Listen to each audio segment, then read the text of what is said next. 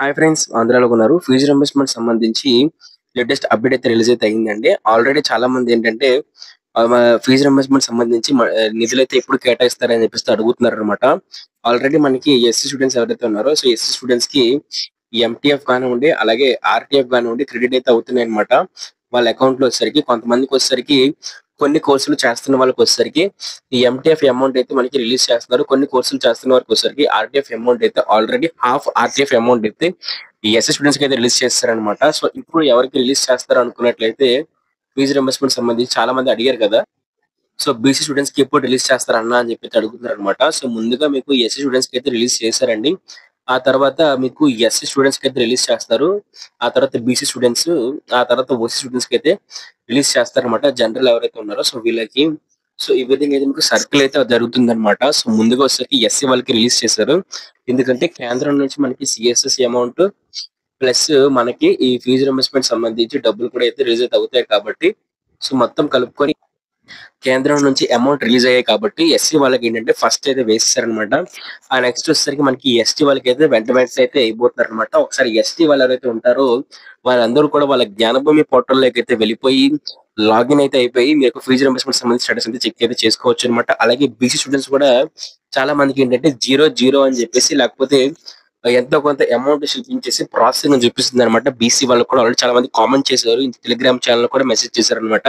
నేను BC student ని, కాకపోతే నాకు అమౌంట్ అయితే క్రెడిట్ అవ్వబోతున్నట్టు నాకు మెసేజ్ చూపిస్తుంది అని చెప్పేసి అయితే వాళ్ళైతే నాకు మెసేజ్ చేయడం జరిగింది అనమాట.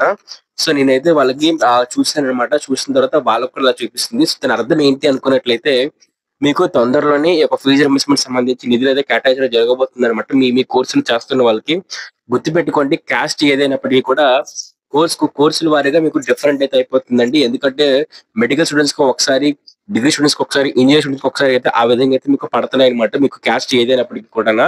అయితే ఎస్సీ స్టూడెంట్స్ కి అయితే మాత్రం ఒక్కొక్క కోర్స్ వైజ్ గా ముందుగా అన్ని కంప్లీట్ చేసుకుని అయితే వస్తున్నారు అనమాట. సో బీసీ అయిపోయిన తర్వాత లాస్ట్ లో అయితే మీకు ఓసీ అయితే పడుతుంది. సో అయితే గుర్తుపెట్టుకోండి, మనకి రీసెంట్ గా ఏంటంటే 778 కోట్లు అయితే మనకి రిలీజ్ చేశారనమాట ప్రభుత్వం వచ్చేసరికి. అయితే ఆ నిధులన్నీ కూడా ఇప్పుడు మనకి ఎస్సీ స్టూడెంట్స్ కి అయితే వాడడం జరిగింది అనమాట. మనకి నెక్స్ట్ మళ్ళీ ఫిబ్రవరిలో వచ్చేసరికి నిధులు అయితే మళ్ళీ కేటాయిస్తారు కాబట్టి, సో అప్పుడు మన పేమెంట్ లో వచ్చేసరికి బీసీ వాళ్ళకి కానివ్వండి, ఓసీ వాళ్ళకి కానివ్వండి, ఎస్టీ వాళ్ళకి కానివ్వండి ఆ నిధులు అయితే మనకి కేటాయించడం జరుగుతుంది అనమాట.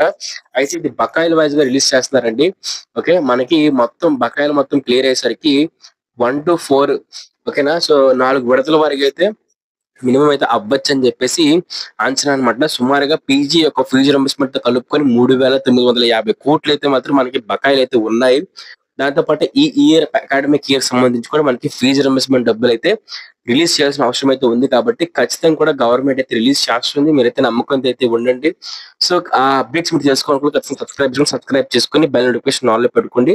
సబ్స్క్రైబ్ చేసుకొని బెల్ నోటిఫికేషన్ పెట్టుకుని ఆన్ లో పెట్టుకున్న వాళ్ళకి మాత్రమే అప్డేట్స్ అయితే వస్తాయన్నమాట. అప్పుడు అప్డేట్ వచ్చినప్పుడు మీరే చెక్ చేసుకొని ఏమైనా పెండింగ్ ఉన్నా, లేకపోతే ఏవైనా సరే ఎలాంటి ఇబ్బందులు ఏమైనా ఉన్నా సరే మీకు ముందుగా మనకే ఛానల్ నుంచి అప్డేట్ చేయడం జరుగుతుంది కాబట్టి, చెప్పేసి మీకు గైడెన్స్ ఇవ్వడం జరుగుతుంది కాబట్టి, సో మీరు ముందుగా అయితే ఎవరైతే అయ్యి ఉంటారనమాట.